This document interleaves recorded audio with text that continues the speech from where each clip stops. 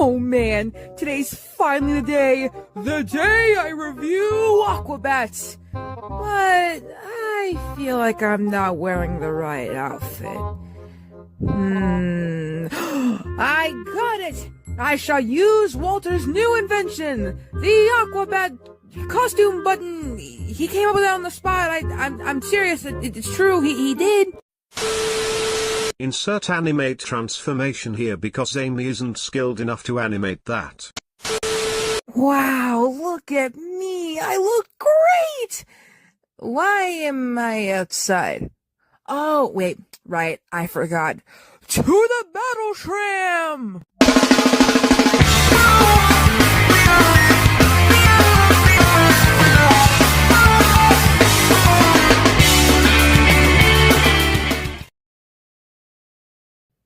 This is the perfect area to film my video. And this was also a very long intro, so let's just cut to the chase here.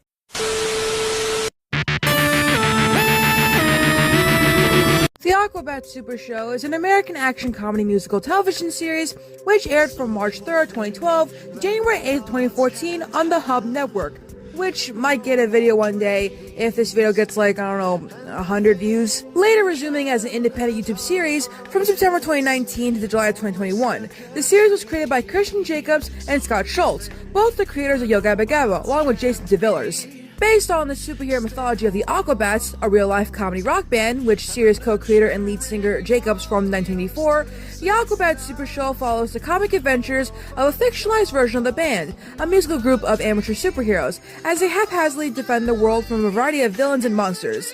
Styled similarly to the campy aesthetics of the 60s and 70s children's television and Japanese tokusatsu, Super Show utilizes various mediums of visual styles and special effects, mixing live-action storylines with cartoon shorts, parody advertisements, and musical interludes. The series' first season concluded on June 16, 2012, following a run of 13 episodes, having met with a largely positive critical reception, consistently high ratings for the channel, and a Daytime Emmy nomination for Outstanding Children's Series. The series' second season consisted of initially 5 episodes, which aired through June 2013, with additional 3 episodes airing in late December and January 2014, receiving similar acclaim and a further 7 Daytime Emmy nominations, ultimately winning one for Best Stunt Coordination. In 2014 of June, however, co-creator Jacobs officially announced the series' cancellation, following the news of the Hub's financial losses, which led to the network's rebranding as Discovery Family later that October. In July of 2018, the Aquabats launched a successful Kickstarter to help independently finance new episodes of The Super Show, promoting the campaign with a series of YouTube-exclusive mini-episodes, continuing the original series' storyline. From September 2019 to July 2021, the band premiered 11 of these new episodes on YouTube, retitled as the Aquabats Rad Ventures, though still retaining Super Show's theme song and title card. Now, despite this video being about the history of the show, I'm aware that some of you maybe have never heard of the Aquabats. So, I will be giving a quick history of the Aquabats before we get into the TV show. The Aquabats are an American rock band formed in Huntington Beach, California in 1994. Throughout many fluctuations in the group's lineup, singer the MC Backcommander and bassist Clash McLarson have remained the band's 2 consistent fixtures. As of 2024, the Aquabats members include saxophonist Jimmy the Robot, drummer Ricky Fitness, guitarist Eagle Bones Falconhawk, and Chainsaw the Prince of Karate, and trumpeter Catboy, and keyboardist Gorny. And because I know you're going to probably ask this question, no, Chainsaw, Catboy, and Gorny are not in the Super Show. It's just the MC Backcommander, Crash McLarson, Jimmy the Robot, Ricky Fitness, and Eagle Bones Falconhawk. Easily identified by their masks and matching costumes, the Aquabats are perhaps most recognized for their comedic persona, in which they claim to be crime-fighting superheroes. This theme serves as subject for much of the band's music and as part of their theatrical stage shows, which typically feature various stunts and fight scenes with costume villains and monsters. Musically, the Aquabats have continuously evolved over the course of their career, initially starting as a ska band before reinventing themselves in the early 2000s as a new wave-influenced rock band. The band's current musical style consists of mixed rock punk elements with elements of new wave ska and synthesized pop. The band has released 7 studio albums, 3 extended plays, 2 compilation albums, and 1 soundtrack album, among other recordings. To date, 3 of the Aquabats' albums have charted on the Billboard's 200, 1997's The Fury of the Aquabats, 2011's High Five Soup, and 2019's The Aquabats Super Show television soundtrack, Volume 1.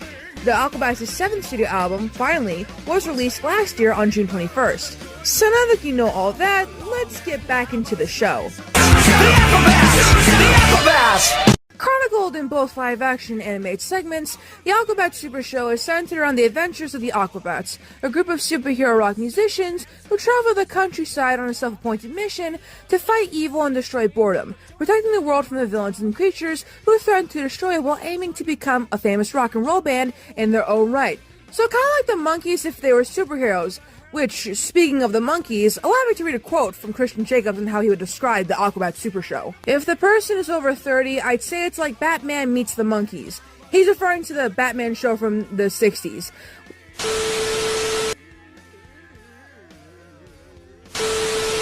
With a little bit of Sid and Marty Krofft in it. If they're under 30, I'd say Power Rangers meets Flight of the Conchords. Very sarcastic. If they're kids, superheroes fighting monsters, and at some point, something will explode. The Aquabats consists of singer the MC Bat Commander, played by Christian Jacobs, the swaggering leader of the group, bassist Crash McLarson, played by Chad Larson, so he didn't really change his name that much, but Crash can grow up to like 100 feet in size, so that's his superpower.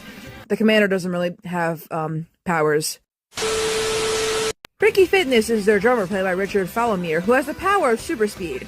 Eaglebone's Falconhawk is their guitarist, played by Ian Fowles, who's armed with a laser-shooting electric guitar. Oh, and sometimes he can summon an eagle. And he has a brother, too, played by Napoleon Dynamite. Eagle Claw! And finally their last member, Jimmy the Robot, their keyboardist, who is a robot. It's literally who they are. Oh, and he's played by James R. Briggs Jr. Anyways, despite their superhuman strengths and abilities, the Aquabats are quite bumbling, disorganized, and sometimes cowardly when faced with danger. Think like that episode where they got stuck in that cowboy town, but before that they had to fight a monster in a mine and they just ran away and blew up the mine. This has in fact led them to be labeled as the world's most inept superheroes. The band lives and travels by way of their battle tram, which is a modified classic GMC motorhome, which, despite its small exterior, it has a really big, massive interior. Think the TARDIS from Doctor Who, or the Big Baloney, or from the Kids of the Caper, which I've never heard of that show, so we're just gonna mainly refer to this as the TARDIS from Doctor Who. Not the Kids from the Caper, I'm sorry. But yeah, the battle tram contains like a lot of things, examples being a science lab, a command center, a living room, bedroom, bathroom, yada yada yada.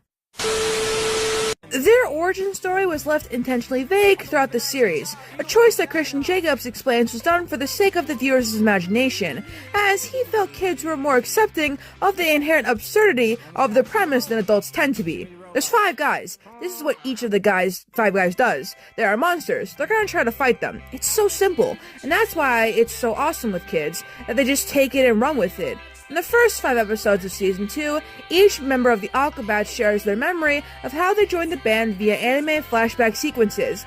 However, all of these flashbacks directly and intentionally contradict each other, leaving each unknown if which any could be considered officially canon or like canonical.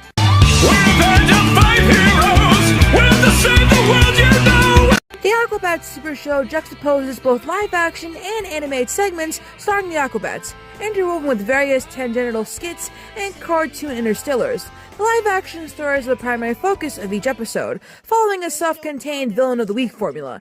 In the first season, each episode featured a brief anime-style cartoon shorts, which one of the characters would introduce at a random point in the show, often by finding a cartoon, represented by a miniature television set in an absurd location. Hey, you're never gonna believe what's under here! What? A tasty bacon sandwich? You gotta get down here and see this!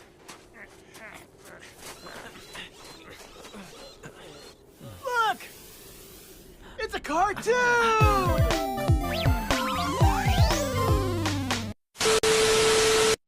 Unlike the live-action segments, these cartoons follow the serialized story arc, with each installment ending in a cliffhanger to be resolved in the next episode.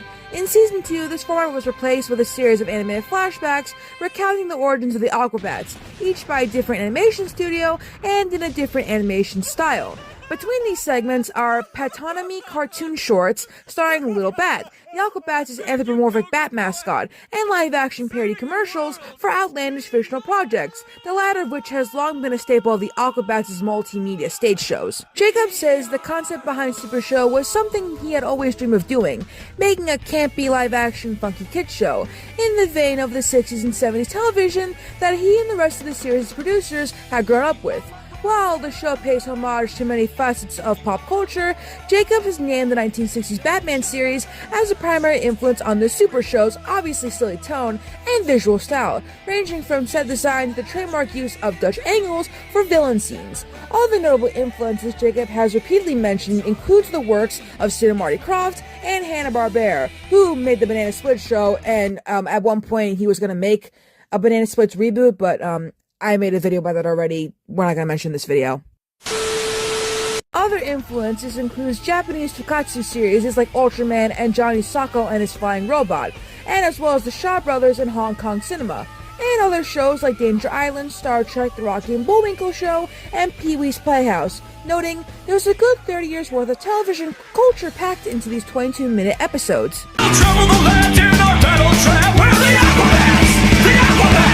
As the hub's key demographic were children aged 16 to 12, the Aquabats Super Show was substantively targeted towards said age group, though Jacobs has stated that the series primarily aimed to appeal to an all-ages crowd, with the intent of creating entertainment that both kids and parents can watch and enjoy together or separately. In interviews prior to the series' premiere, he explained that this was merely an extension of the Aquabats' own family-friendly ethos. There's just obviously something about the costumes and being superheroes that really appeals to younger kids, and I think we always knew that as a band. I think we'll want to put things in the show for an older audience, because we realize we have an older audience, but then also we want the young kids to not have it go over their heads. The Aquabats Super Show will be right back. Do you have bad breath or get in trouble for chewing gum? Do you need help with your ventriloquist act? Try Harry Hyder. Harry Hyder. The Pine scented Hair shield that covers bad breath. Hides that gum you're chewing, and no one will see your lips move. I like cheese. Me too. Harry Hyder. Just pull off the tab. It's easy to apply, and it's easy to hide. Now in more styles. The LaBouffe. The Pink Lady. The Cuddlefish. The Push Broom. Even buy one for Mom. Harry Hyder. Harry Hyder. And now back to the Aquabats Super Show. In 1994, musicians Christian Jacobs, Chad Larson, and former member Boyd Terry formed the Aquabats in Brea, California. Influenced as much by cartoons and camp television as theatrical bands like Devo and Oingo Boingo, the Aquabats gained instant notoriety in the Orange County music scene for their eccentric persona, in which they claimed to be a band of superheroes on a quest to save the world, and their elaborate stage shows which regularly feature scripted fights with costume villains alongside similar stunts and comedy sketches. The Aquabats' second studio album, 1997's The Fury of the Aquabats, proved to be a minor commercial breakthrough for the group, charting on the Billboard 200 and bringing them exposure through such venues as MTV, leading Christian Jacobs, a former child actor with ties in the industry, to develop the concept of adapting the band's mythology for television. Wait, he was a child actor? Anyways, in 1998, Buena Vista Television had produced a live-action mini-pilot directed by comedian Bobcat Goldthwait, titled simply The Aquabats, following the comic misadventures of the then 8-member band group in an over-the-top camp style similar to Saturday morning cartoon shows. The pilot, which has yet to be made public for viewing, failed to generate any network interest and was ultimately even disowned by the bands themselves. Undeterred, the Aquabats made an attempt at a second pilot in the following year, using a music video budget granted by the record label Golden Voice Records for their 1999 album, The Aquabats vs. the Floating Eye of Death. Independently directed and produced by Jacobs and his creative partner Scott Schultz, the result was a 5-minute promo video entitled The Aquabats in Color. In contrast to the wackier tone of the previous pilot, The Aquabats in Color was a more action-oriented superhero series modeled after Japanese tokusatsu shows like Kamen Rider. According to Jacobs, the Fox Family Channel reportedly expressed interest in the series and ordered production on a proper pilot episode, though following the channel's acquisition by Disney in 2001, the project was cancelled.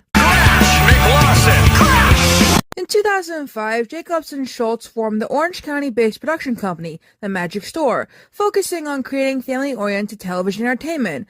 One of the company's independently produced pilots, the children's television series Yo Gabba Gabba, was eventually picked up as a series by Viacom's Nick Jr. channel, premiering in August 2007 and ultimately becoming an award-winning and critically acclaimed international success, and eventually getting a reboot that I have not watched yet, but I know it's probably good. In the wake of the series' popularity, Jacobs and Schultz persuaded Yo Gabba Gabba's joint production company Wild Brain to help produce a new pilot based around the Aquabats in conjunction with the Magic Store. Again, creatively spearheaded by Jacobs and Schultz, the Aquabats' third pilot, titled The Aquabats Super Show, was shot on location throughout Southern California in late 2007 and early 2008. Part of this filming took place at a free invitation-only concert for members of the band's official fan club at the El Rey Theater in Los Angeles on January 12, 2008. And while the Aquabats' previous pilots were short, live-action promotional videos, the Aquabats Super Show was a fully realized 22-minute episode featuring two separate storylines based on the adventures of the Aquabats, one live-action and one animated, and interspersed with parody commercials and live-action footage for the band.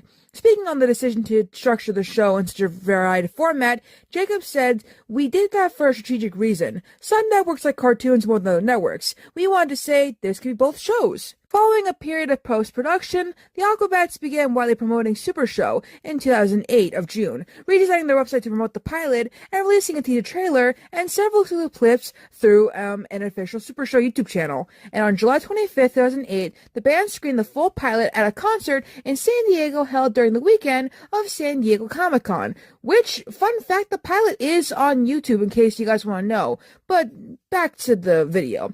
In 2009, Cartoon Network allegedly picked up the series for a run of 22 episodes, though following major staff changes within the company, which according to Jacobs included the termination of the executives who had greenlit the show, the project was once again cancelled. Now, you would think that they would give up, but obviously they didn't because it was on the Hub, which is what we're going to be getting into. The Hub is not afraid. They're looking at new programming and doing things differently, from a different standpoint that a lot of networks are still scared or they aren't able to do. The Hub is fresh and new so that they can take new ideas and new shows, things that are kind of funky, or things that other networks would say, the Aquabats, that's stupid, those guys are old and fat, whereas the Hub goes, the Aquabats, those guys are old and stupid and fat. Perfect! After several more unsuccessful network pitches into the 2010s, the Aquabats Super Show was finally picked up as a series by the family cable channel The Hub, a joint venture between Hasbro and Discovery, which launched in 2010 as a replacement for Discovery Kids. The Hub formally announced the series in a press release on March 23, 2011, revealing Super Show would be given the first season run of 13 episodes, produced in conjunction with Fremantle Media. In promotion of the series, the Aquabats appeared as part of a panel at the 2011 San Diego Comic-Con where they discussed their initial plans for the show, while the Hub sponsored an Aquabats concert held at the nearby House of Blues during the same weekend. Which, fun fact, because I actually learned what the House of Blues was in a Hats Off Entertainment video. It's an American chain of live music concert halls and restaurants that was formed by Hard Rock Cafe and Dan Aykroyd, like Isaac Tigret, who co-founded Hard Rock Cafe, and Dan Aykroyd. I learned that in the video. I'm very smart. Anyways, production on season 1 of the show officially began in May of 2011.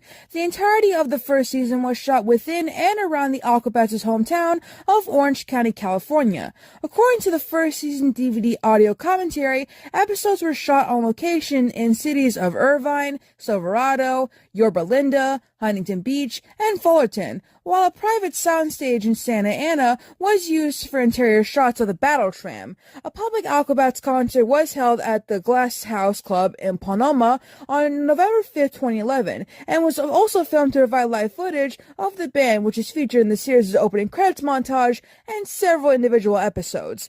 I think the one with Eagle Bones' brother, played by Napoleon Dynamite. Much of the Super Show staff consists of friends and colleagues of the Aquabats who had previously worked with the band on various projects, ranging from members of Yo Gabba Gabba's production team to fellow musicians within the Southern California music scene. Among the more notable examples include Dallas McLawn and Matthew Gurney, both members of the San Diego hip-hop band Bad Credit, who primarily served as writers, composers, and performers. Warren Fitzgerald, who was actually the guitarist of the Vandals, was hired as a writer and music director. Internet sketch comedy group Mega 64 were commissioned to produce original material? That's pretty cool. I didn't know any of this stuff. And primarily the series is parody commercials. And Japanese artist Pei, who had designed much of the Aquabats' promotional art and merchandise during the 2000s, was hired to design the season's animated segments. Additionally, several industry professionals were brought in to help work on the show, like Danny Michaeli, a staff writer on SpongeBob SquarePants, and was hired as the series' story editor, while Matt Chapman, co-creator of the Internet Flash cartoon Homestar Runner, acted as a writer, director, and actor on several episodes.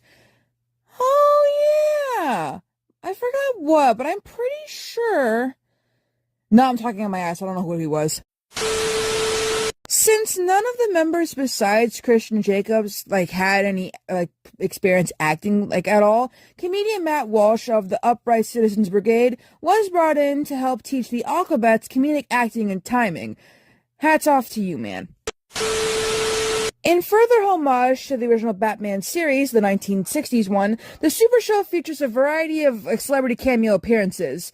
I will have Walter list them for you because he hasn't really been in this video that much and I want an excuse. John Headaloo, Diamond Phillips, Sam Levine, Rip Taylor, Paul Shear, Paul Rust, Weird Al Yankovic, Corey Chainsaw, Pollock, Boyd, Catboy, Terry Warren, Fitzgerald, and Art Mitchell. Despite having been originally announced as part of the Hub's 2011 fall lineup, production delays postponed the Super Show's premiere in early 2012. The series' marketing campaign began in December of 2011, with later announcement of an official premiere date confirmed for March 3rd of 2012. Following in a non-consecutive run of 13 episodes, the first season finale aired on June 16th, 2012. And things got a lot crazier when we get to season 2 because the guest stars. We're about to get into something that I've always wanted to talk about, but I haven't done it yet. So please bear with me. In October 16th of 2012, the Aquabats and the Hub confirmed production on new episodes of The Super Show through the social networking sites Facebook and Twitter, announcing a tentative debut date of spring of 2013. Principal photography on Season 2 began on October 22nd and wrapped up on December 1st. Unlike the first season, a majority of the second season was shot in and around Salt Lake City, Utah, which Jacob explains was considerably less expensive than shooting in California. While no changes were made to Super Show's creative team, in December of 2012, it was announced that Season 2 would introduce the series' first guest director.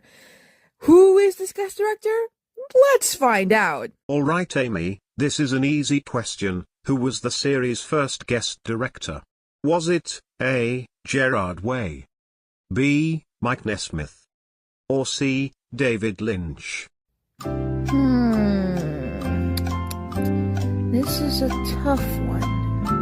Let me think. Couldn't have been Mike. Probably could have been David Lynch if they asked nicely. I'm gonna go with A. Gerard Way. That is correct. The series' guest director was musician and comic book writer Gerard Way.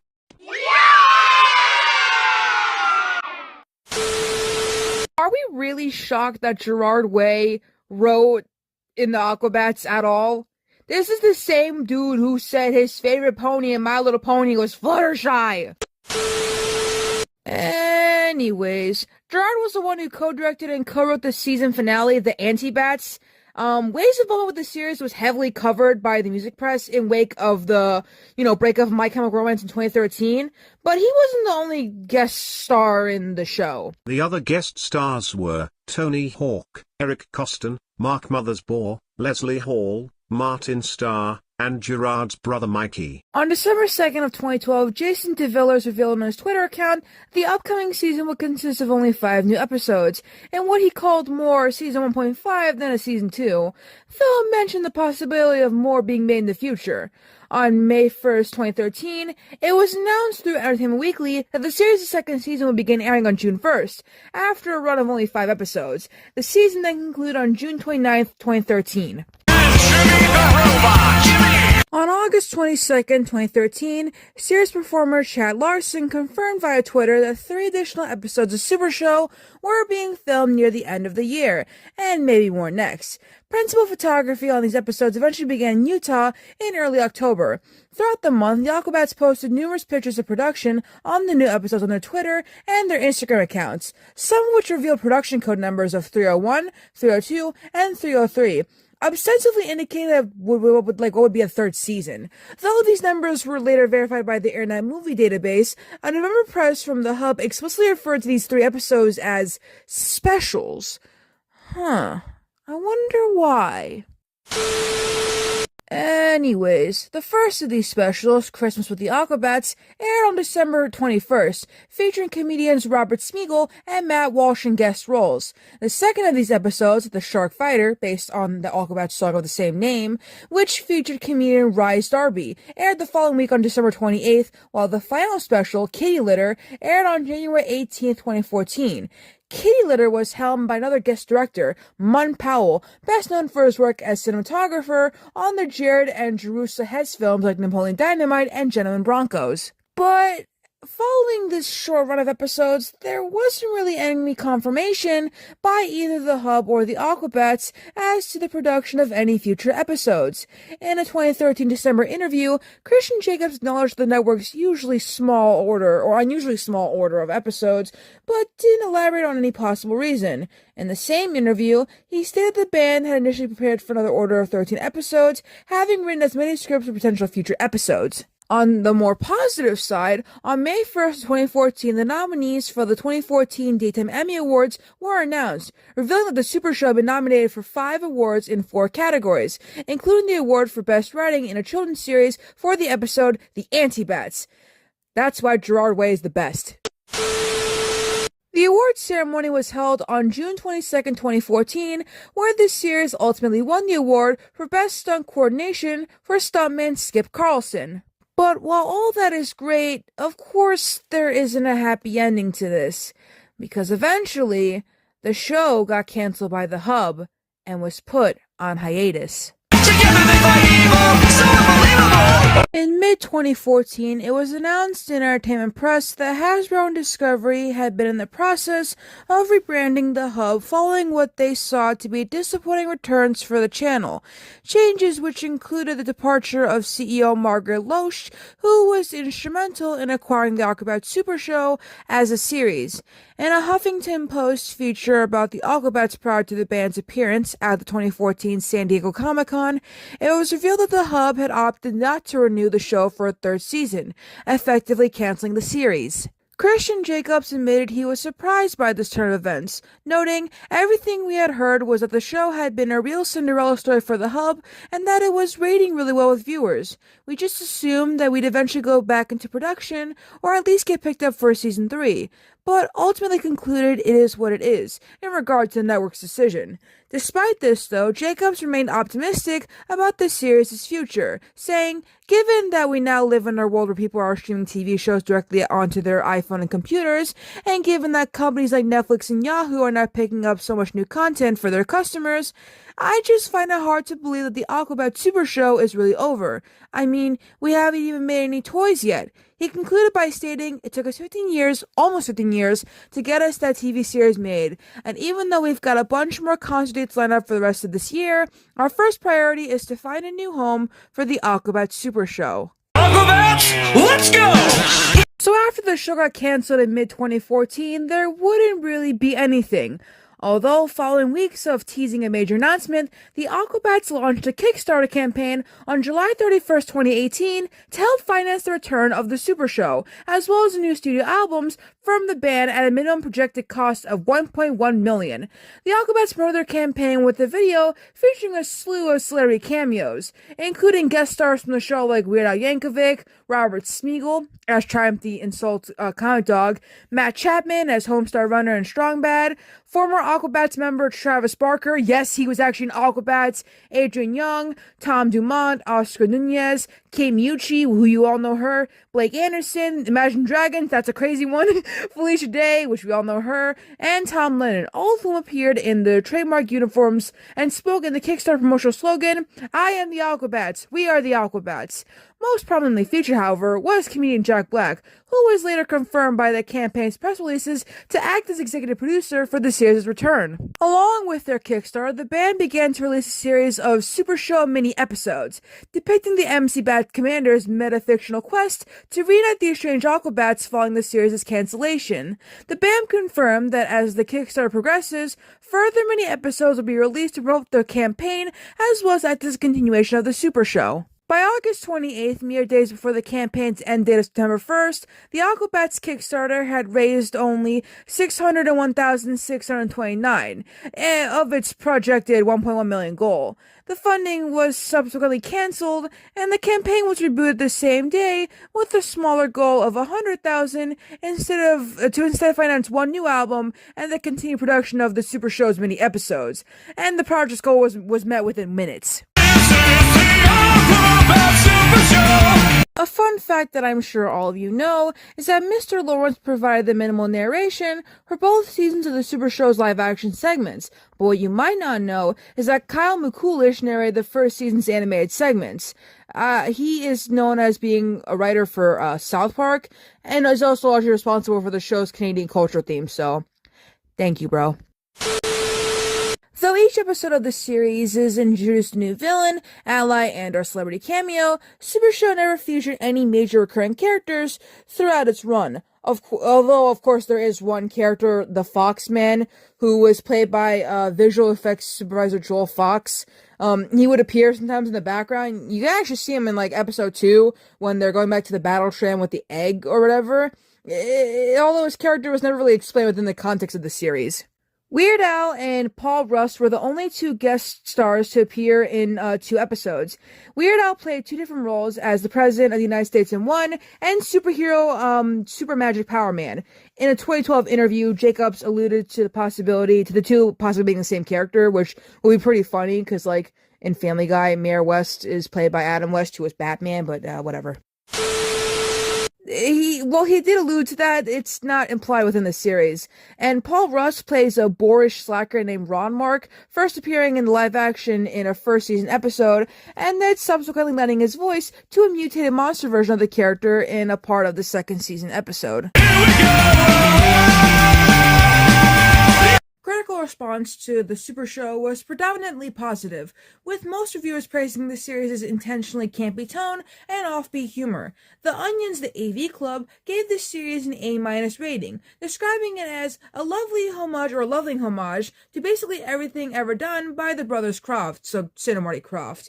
The show adeptly flips from humor to melodrama to action, providing some awesomely cheap special effects, goofy songs, and gags that range from slapstick to sublime. Summarizing, there's so much here that both kids and parents will be able to enjoy the proceedings on their own respective levels and rarely find themselves bored. Brian Lowry of Variety wrote, "You don't have to laugh at everything to admire the effort of sheer silliness," calling the show a goofy and nostalgic throwback to the children's TV of baby boomers' youth, down to crappy production value and awful-looking monsters that work to its advantage. He summarized, although this hub series at times feels like an SNL skit stretched to 2.5 hours, its sly mix of music, live-action crime fighting, cartoons, and mock ads ought to develop a cult following, and might be more popular with parents, at least those with the geek gene, than their kids. Technology magazine Wired was consistently positive towards the series, calling it both wonderfully strange and delightfully deranged, writing filled with self-deprecating music videos, tune interludes, and ludicrous villains.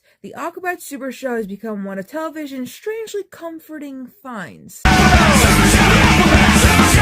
Coinciding with the run of the first season, each new episode of The Super Show was released to the iTunes Store for digital download. Prior to the series' debut, a season pass was made available for purchase to enable viewers to automatically receive a download of each new episode on its air date. The first season of the show was added to the video streaming service Netflix on December 1st, 2012, later being added to Hulu on December 21st.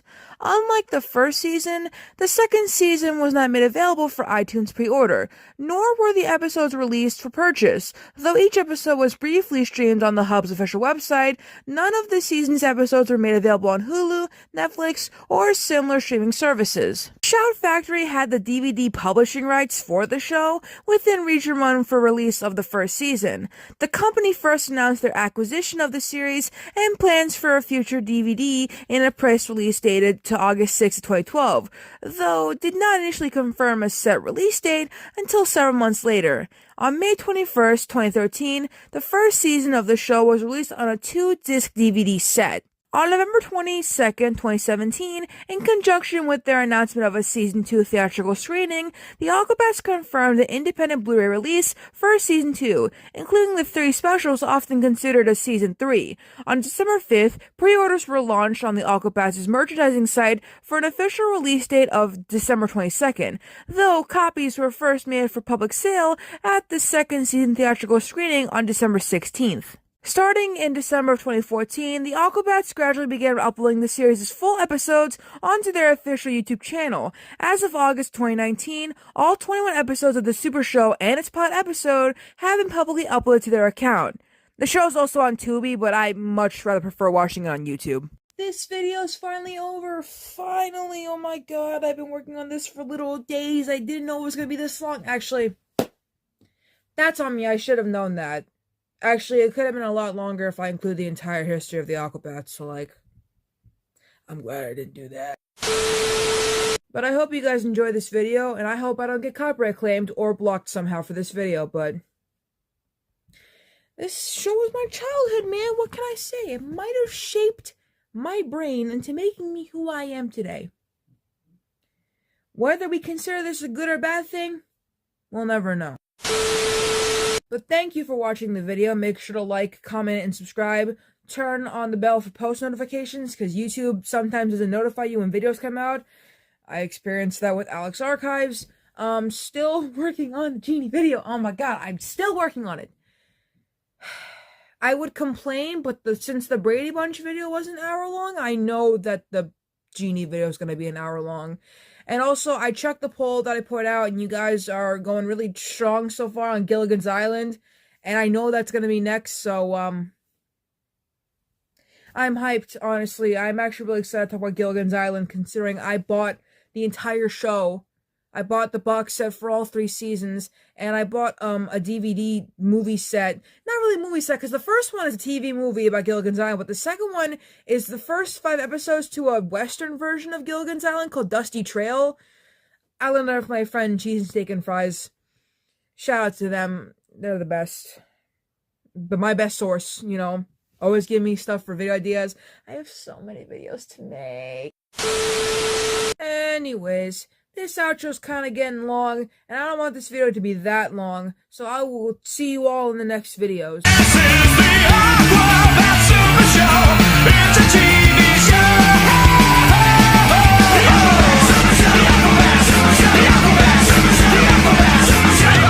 Super Show.